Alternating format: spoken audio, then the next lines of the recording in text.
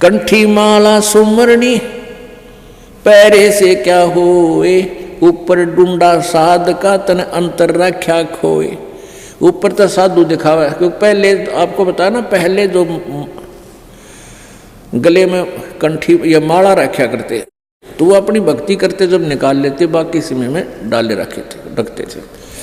माला से भक्ति करना मना नहीं किया परमात्मा ने। कहते हैं तुम माला तक गाल ली, भक्ति तुम्हारे पास है नहीं ना, तुम करते, लोग दिखावा करते कर रहे हो।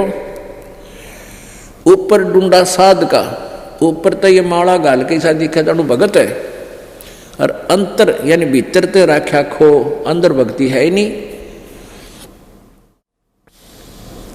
जैसे कुंभ कुम्हार का ऊपर चित्र अनूप, वस्तु तामद है नहीं तो जैसे जल बिन कूप। जैसे कुम्हार से हम मटका लाते हैं, घड़ा लाते हैं, कुंभ, उसके ऊपर कितनी सुंदर चित्रकारी होती है, नया घड़ा है और उसमें जल है नहीं, तो के फूका चित्रकारी ने तो जल नहीं है, वस्तु है नहीं उसमें। तो ऐसे ही कहते ऊपर और कुआं है, बहुत बड़ा कुआं बना रखा है और उसमें जल है नहीं। तो ऐसे वो भक्त, लोग दिखावा करने वाले, गलत साधना करने और कराने वाले, उनके विषय में बता रखा है कि जैसे कुंभ कुम्हार का ऊपर चित्र अनूप और वस्तु तामद है नहीं तो जैसे जल बिन कूप,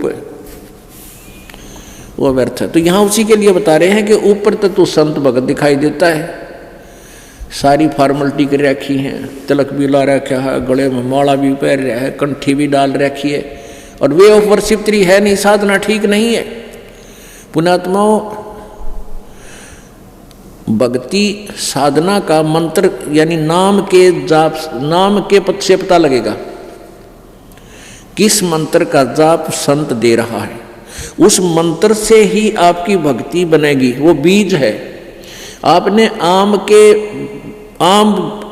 को प्राप्त करने के लिए आम का बीज ही बीजना पड़ेगा, और आपको कोई आम की महिमा बता रहा है और बीज दे रहा है बबूल का, तो बबूल के बीज देने से, बबूल के बीज को बोने से आम नहीं लगेगी, चाहे उसकी कितनी सेवा पूजा करते रहना। तो आम के लिए आम का ही बीज बीजना होगा। तो पूर्ण मोक्ष प्राप्ति के लिए, सतलोक जाने के लिए परमात्मा ने जो मंत्र स्वयं बताया, किन किन को बताया, आदरणीय धर्मदास साहिब जी को वही मंत्र दिया, सतनाम, जो 2 मंत्र का है। ये सतनाम कोई नाम नहीं है, ये मूर्ख बना रहे हैं आपको, ये आपका जीवन बर्बाद कर रहे हैं, ये नकली संत है। सतनाम में 2 अक्षर होते हैं, एक ओम, एक ये गीता जी अध्याय नंबर 17 के श्लोक 23 में जो ओम तत्सत, यो तत् सेकंड ओम और तत् मिलकर यो सतनाम बनता है, सच्चा नाम। और ये तत् यहां सांकेतिक है और मंत्र है, गुप्त है, क्योंकि परमेश्वर कबीर जी ने कहा था धर्मदास तो 1,00,000 दुहाई, और ये मूल मंत्र की तबार न जाई। इस मूल मंत्र को, मूल नाम को, सार नाम को छुपा के रखना भी। बिचली पीढ़ी सार नाम बार जो पढ़ी, ये बिचली पीढ़ी हंस नहीं तरही। अगर इन नकली कबीर पंथियों को यथार्थ मंत्र का ज्ञान होता तो ये दास क्या बताता आज। इन नकली कबीर पंथियों के को नाम देने का अधिकार नहीं है, और ये भी इस मंत्र का ज्ञान होता, ये मंत्र देते मिलते, तो आज हम परमात्मा की प्यारी आत्माओं को काल के दूतों से छुटवा नहीं सकते थे। इसलिए परमात्मा कबीर जी ने ये सब गुप्त रखा था। कबीर सागर में स्पष्ट लिखा है धर्मदास तो 1,00,000 दुहाई, ये मूल ज्ञान की तबार न जाए। एक तो मूल ज्ञान, ये तत्व ज्ञान तो दास बता रहा है, एक सार नाम, वो सार नाम जो आपको दिया जा रहा है, ये छुपा के रखा था परमात्मा ने। तो उसके लिए बता रहे हैं। तो ये ऊपर डूंडा साध का तब ये कबीर पंथी कहलाते हैं, और उनके पास वो मंत्र ठीक नहीं है तो उनकी साधना गलत है।